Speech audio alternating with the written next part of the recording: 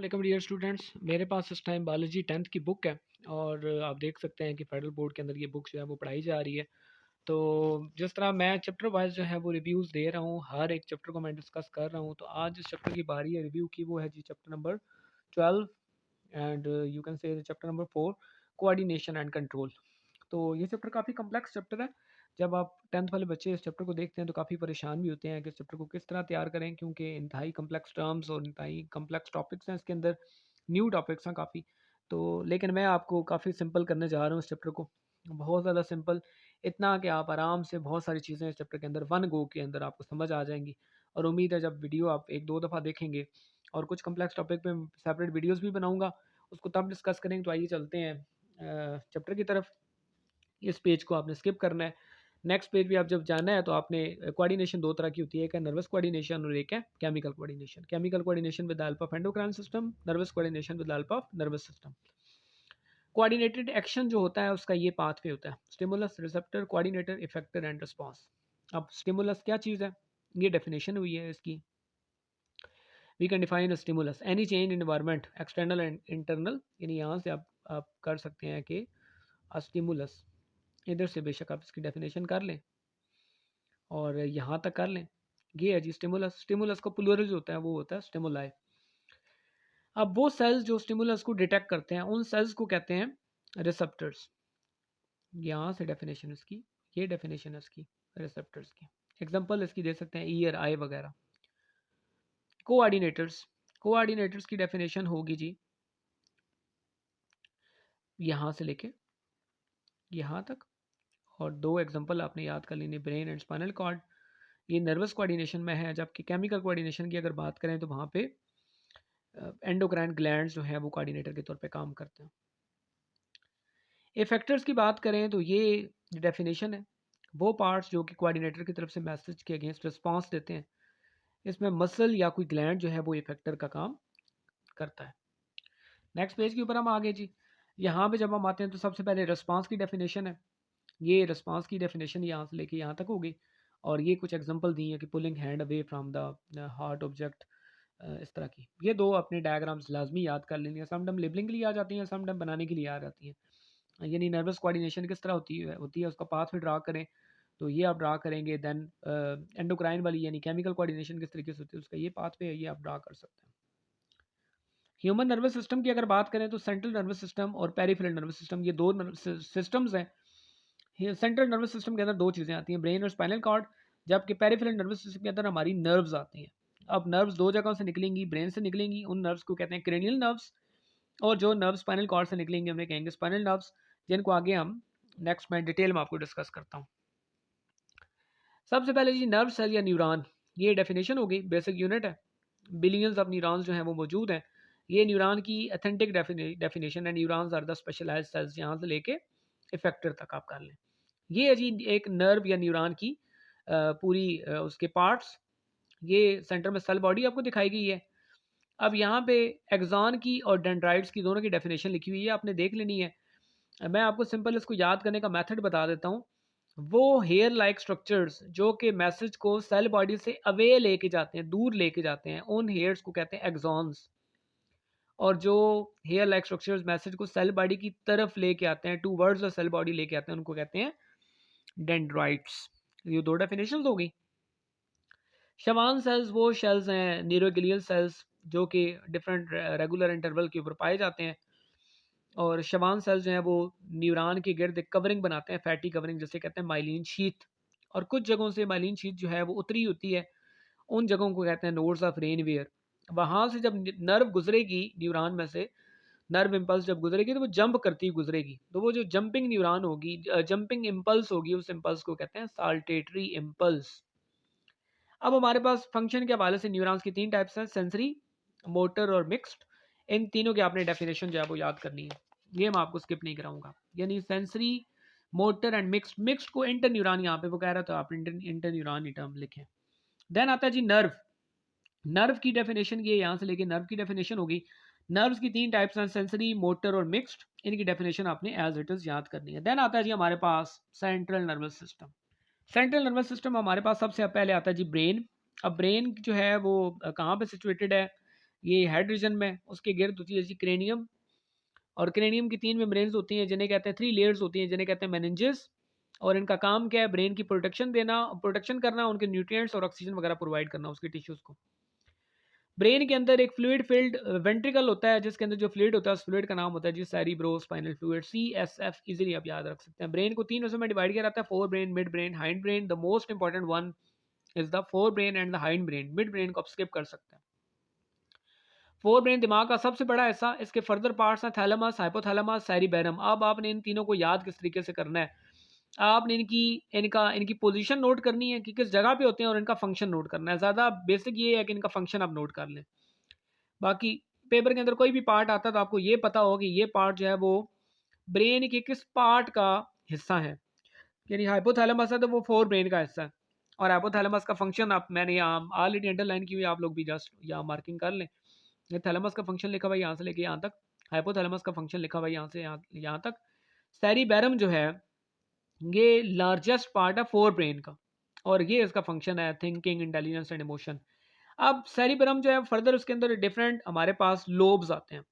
4 lobes हैं, frontal, parietal, occipital, temporal. इनके functions आगे लिखे हुए हैं, ये आप बेशक याद करें, ये आपको याद करने चाहिए, इंपॉर्टेंट है पेपर पॉइंट ऑफ व्यू से। हिप्पोकैम्पस एक ऐसा स्ट्रक्चर है सेरिबेरम के अंदर जिसका काम है मेमोरी से, यानी ये मेमोरी स्टोर करने वाला काम करता है जी हिप्पोकैम्पस। तो ये आपको पता हो। देन आपने नेक्स्ट पेज के ऊपर मूव करके आ जाना है जी। नेक्स्ट पेज पे जब आप लोग आते हैं तो आपके पास आता है जी हाइंड ब्रेन, क्योंकि जो मिड ब्रेन है वो जस्ट एक लिंक के तौर पे काम कर रहा है फोर ब्रेन और हाइंड ब्रेन के दरमियान। तो mid brain is not very much important. Hind brain जो है वो इंपॉर्टेंट है पेपर पॉइंट ऑफ व्यू से, उसका भी इंपॉर्टेंट पार्ट मेडुला। ये इसके फंक्शन आप नोट करें कि क्या क्या है, बहुत सारे रिफ्लेक्स फंक्शन यहाँ लिखे हुए हैं। आपने 3 से 4 फंक्शन जो है मेन उसके याद कर लेने हैं। आप एक फंक्शन उसका ऑलरेडी पीछे पढ़ चुके हैं गैशियस एक्सचेंज वाले चैप्टर में, कि मेडुला जो है वो ब्लड के अंदर कार्बन डाइऑक्साइड लेवल जो है उसको मेजर करता रहता है। जैसे कार्बन डाइऑक्साइड लेवल ज़्यादा होता है तो वो ब्रीदिंग रेट को बढ़ा देता है। उसके बाद सेरिबेलम का फंक्शन देख लें, जस्ट छोटा से वन लाइनर है, ये शार्ट क्वेश्चन नहीं आ सकता क्योंकि इतना एक लाइन का शार्ट क्वेश्चन के नंबर वो 3 कैसे रखेंगे। मेडुला आ सकता है अलबत्ता। अच्छा, पोन्स भी इतना कोई इंपॉर्टेंट नहीं है, आप जस्ट इसको देख लें। स्पाइनल कार्ड की तरफ आते हैं जी। स्पाइनल कार्ड की पोजीशन आपने देख लेनी है कि ये बैकबोन में होता है, और जो वर्टिब्रास हैं वो उसकी प्रोटेक्शन के लिए होते हैं।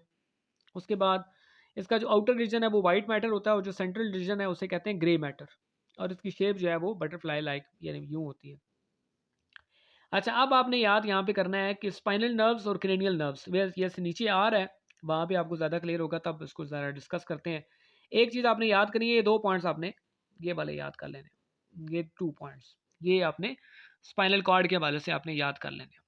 और ये इसका लिखा हुआ है 40 सेंटीमीटर लॉन्ग होता है, और बस इतना ही काफ़ी है याद रखना इसको। पेरिफेरल नर्वस सिस्टम की जब आप हेडिंग देंगे PNS, तो आप लिखेंगे कि पेरिफेरल नर्वस सिस्टम के अंदर 2 तरह की नर्व्स आती हैं। एक वो नर्व्स जो ब्रेन से निकलती हैं, और दूसरी वो नर्व्स जो कि निकलती हैं स्पाइनल कॉर्ड से। अब ब्रेन से जो नर्व्स निकलती हैं उनका नाम होता है क्रेनियल नर्व्स, जो स्पाइनल कॉर्ड से नर्व्स निकलती हैं उनको कहते हैं स्पाइनल नर्व्स। क्रेनियल नर्व्स तादाद में कितनी होती है जी? 12 जोड़े, यानी 12 पेयर्स। स्पाइनल नर्व्स कितनी होती हैं जी तादाद में? 31 पेयर्स। उसके बाद क्रेनियल नर्व्स जितनी भी हैं उनमें से कुछ सेंसरी होंगी, कुछ मोटर होंगी, कुछ मिक्स्ड होंगी, जबकि हमारे पास स्पाइनल नर्व्स जितनी भी हैं वो सारी क्या है? मिक्स्ड।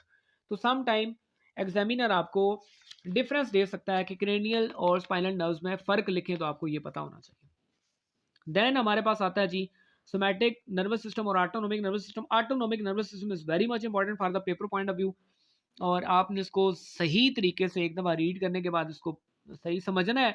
और अगर आपको कुछ भी समझ नहीं आ रही तो कमेंट बॉक्स में लाजमी कमेंट करें, क्योंकि इसमें मैं डिटेल वीडियो बनाने का इरादा रखता हूँ। जल्दी इंशाल्लाह मेरी वीडियो जो है वो डिटेल आ जाएगी इसके ऊपर। रिफ्लेक्स सेक्शन, रिफ्लेक्स आर्क, ये 2 पॉइंट्स आपने याद कर लेने हैं, और इसके एग्जांपल आपने देख लेने हैं कि गर्म जगह पे किसी हाथ लगे या आपको कांटा चुभे तो कैसे आप एकदम से अचानक अपना हाथ पीछे खींच लेते हैं। वो ये जो पूरा पाथवे होगा वो स्पाइनल होगा रिफ्लेक्स पाथवे, और वो जो एक्शन होगा that is known as reflex action.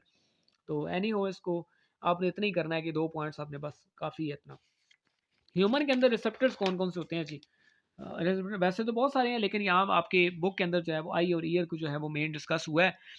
आई जो है, आई का स्ट्रक्चर इंपॉर्टेंट है पेपर पॉइंट ऑफ व्यू से। डायग्राम सम टाइम बनानी आ जाती है, मैं देख रहा था कि लास्ट टाइम जो है वो डायग्राम बनानी आई थी, तो आपको बनानी भी आनी चाहिए। आपकी ड्राइंग बेशक इतनी अच्छी ना हो, आपको जस्ट लेबलिंग वगैरह जो है वो याद होनी चाहिए कि भाई इसको लेबल किस जगह पे क्या चीज़ आती है, लेबलिंग आपकी परफेक्ट हो, बाकी ड्राइंग जो है वो गुजारा चल जाता है।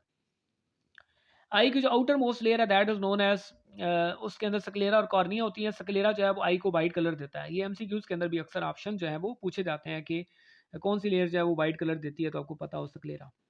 कॉर्निया जो है वो लाइट को यानी लाइट जहाँ से दाखिल होती है उस लेयर को कहते हैं जी कॉर्निया, जहाँ से लाइट एडमिट होती है। उसके बाद मिडल लेयर जो होती है उसे कहते हैं कोराइड, जो कि डार्क कलर आपकी आई को देता है, कोराइड। उसके बाद हमारे पास जो है वो आयरस है, आयरस और प्यूपल है, जहाँ से लाइट बिल्कुल जो है वो सेंट्रल पॉइंट एक तरह से जहाँ से लाइट अंदर दाखिल हो रही है। प्यूपल जो है वो ब्राइट लाइट के अंदर कंस्ट्रिक्ट करेगा और डिम लाइट के अंदर डायलेट करेगा। मैं आप जो पॉइंट्स मैं आपको बता रहा हूँ आप बस वो पॉइंट्स माइंड में बिठाते जाएं और वही आपने पेपर में लिखने हैं। हमारी आंख में लेंस कौन सा होता है जी? Convex lens. कन्वेक्स लेंस को छोटा यानी पतला और लंबा कौन करता है? सस्पेंसरी लिगामेंट्स और सीलरी मसल्स। इतना काफ़ी। इनर मोस्ट लेयर जो आई की होती है उसे कहते हैं रेटिना। रेटिना जो है इसके ऊपर राड्स और कोन्स होते हैं। ये हैं जी फोटो सेंसिटिव सेल्स। ये वो सेल्स हैं कि जिनके ऊपर लाइट पड़ेगी तो इनका काम आगे। अब आपने इतना ही याद करना है राड्स और कोन्स के बारे में कि ये राड्स और कोन्स की पोजीशन क्या है, रेटिना के ऊपर ये होते हैं। उसके बाद आप आ जाए ब्लाइंड स्पॉट। ये आपने पॉइंट एक नोट करना है जी कि वो जगह, रेटिना की वो जगह जहाँ पे फोटो सेंसिटिव सेल्स नहीं होते, उस जगह को कहते हैं ब्लाइंड स्पॉट।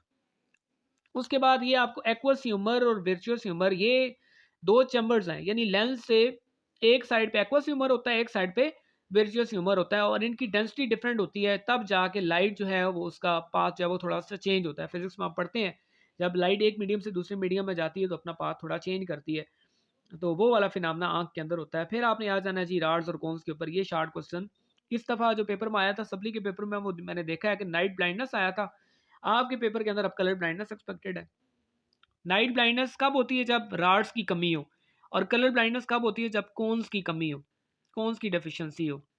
नाइट ब्लाइंडनेस में ऑब्वियसली रात को नज़र नहीं आएगा।